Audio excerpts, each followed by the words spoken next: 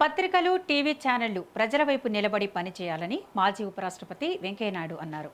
ఒక పార్టీకి లేదా ఒక వ్యక్తికి పరిమితం కావద్దని సూచించారు. హైదరాబాద్ బషీర్బాగ్ ప్రెస్ క్లబ్లో నిర్వహించిన సురవరం ప్రతాప్ రెడ్డి 130వ జయంతి పురస్కార ప్రధానోత్సవంలో వెంకయ్యనాయుడు పాల్గొని మాట్లాడారు.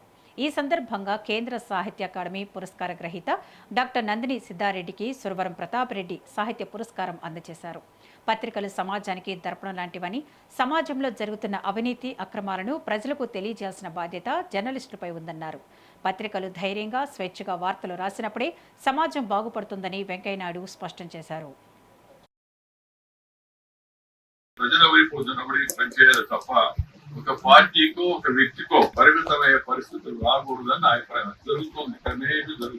ప్రజాస్వామ్యానికి ఆ సౌధానికి 4వ స్తంభంగా చరిత్రలో పత్రికలు, ప్రసార మాధ్యమాలు కీలక పాత్ర పోషించే ఉద్యమంలో, స్వాతంత్ర ఉద్యమంలో కూడా ఈ చొరవే ప్రజల్లో పాత్రికేయుల పట్ల, మీడియా సంస్థల పట్ల అభిమానాన్ని పెంచాయి. మొన్ననే మన గోరా శాస్త్రి గారి ఇది కూడా జరుగుతుంది.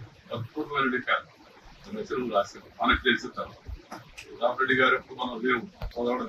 గోరా శాస్త్రి గారు కొంతమంది ఉన్నాం. వారు రాసే రచనలు వ్యాకరణానికలు ఇంగ్లీషులో, భూమిలో, తెలుగులో ఆయన కూడా వీళ్ళలాగే సర్వీస్ రాశారు.